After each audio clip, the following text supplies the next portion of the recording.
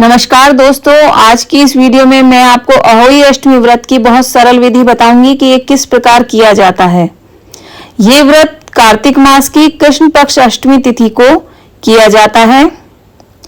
ये व्रत महिलाएं अपनी संतान की लंबी आयु और निरोगी काया के लिए करती हैं और निसंतान महिलाएं अपनी संतान की प्राप्ति के लिए इस व्रत को करती हैं।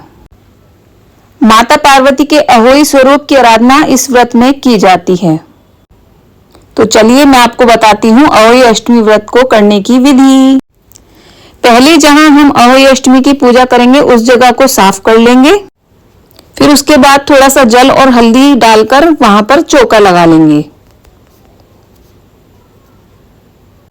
पहले समय में गोबर से भी चौका लगाया जाता था, पर आप चाहें तो हल्दी से या फिर गेरू से चौका लगा सकते हैं।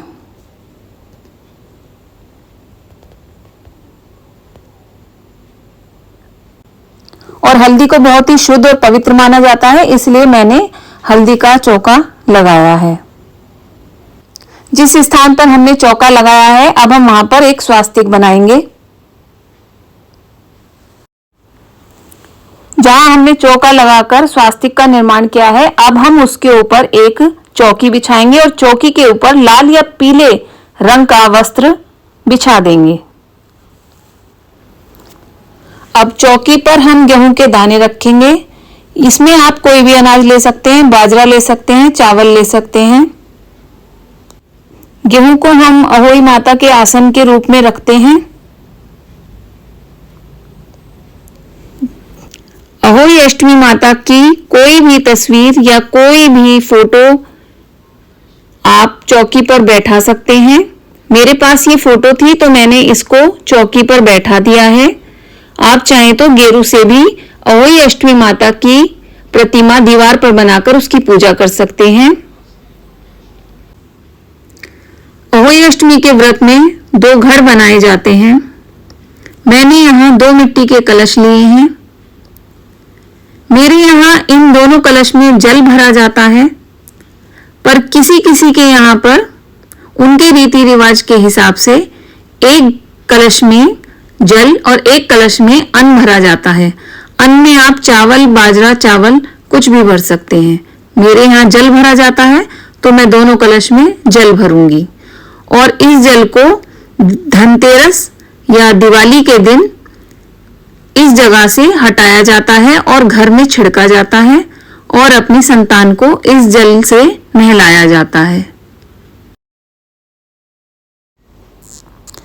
अब हम अपने कलश के ऊपर ढक्कन ढकेंगे और उसके ऊपर अन्न स्वरूप गेहूं रख देंगे और अपने कलश यानी 2 घट को उचित स्थान दे देंगे जहां पर ये 2 कलश रखे जाएंगे।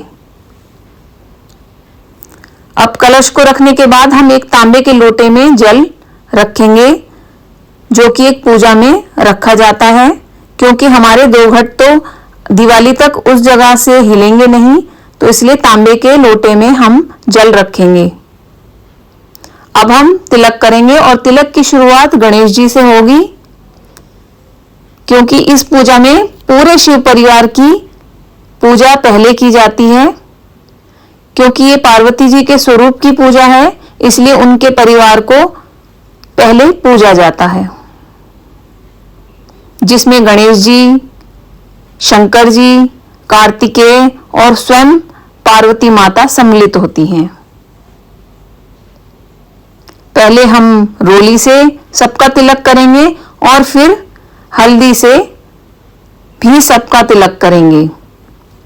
हल्दी से तिलक करना अहोई अष्टमी व्रत में बहुत शुभ माना गया है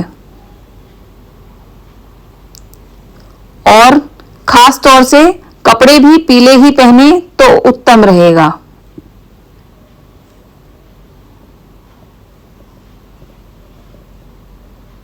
अब हम वस्त्र स्वरूप कलावा अहोई माता को पहनाएंगे।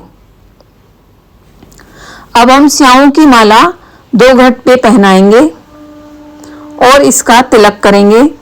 ये एक चांदी की माला होती है जो अहोई अष्टमी व्रत में मुख्य होती है।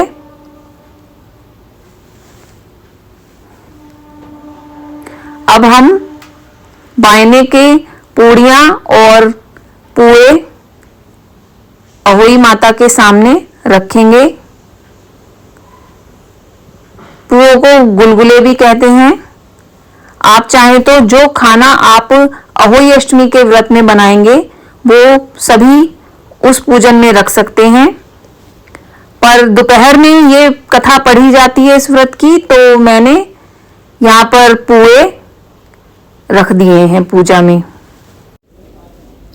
अब हम दीपक को और धूप बत्ती को जलाकर पूजा प्रारंभ करते हैं।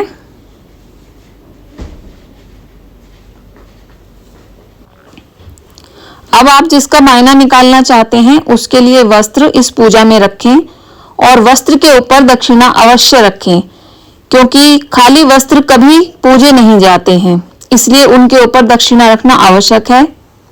और ये श्रृंगार का सामान भी जिनका बायना आप निकालेंगे उन्हें वस्त्र के साथ दिया जाएगा। और कलश के ऊपर रखा हुआ अन्न और जो फोटो के आगे रखा हुआ अन्न है वो किसी गाय को खिला देंगे। और इस लोटे के जल को रात में तारों को अर्घ्य दे देंगे। और बायना आप जिसको देंगे उसी को ये पूरे और खाना जो भी आप पूजेंगे वो उसी को दिया जाएगा। अब आप हाथ में गेहूं लेकर अहोई माता की व्रत कथा पढ़ेंगे। उसके लिए आप कोई भी किताब ला सकते हैं या अहोई माता के तस्वीर के नीचे लिखी हुई कथा को भी आप पढ़ सकते हैं और अहोई माता से आशीर्वाद प्राप्त कर सकते हैं। इस प्रकार आपकी कथा पूर्ण हुई। अब आपने हाथ में जो गेहूं के दाने कथा पढ़ते समय लिए थे उनको आप अपने पल्लू में बांध लेंगे और रात में जब तारों को अर्घ्य देंगे तो इन गेहूं के दानों को वहां पर जल के साथ चढ़ा देंगे और माता से अपनी गलती की क्षमा याचना करेंगे और अपनी संतान की लंबी आयु की प्रार्थना करेंगे। इस प्रकार ये पूजा पूर्ण हुई। धन्यवाद।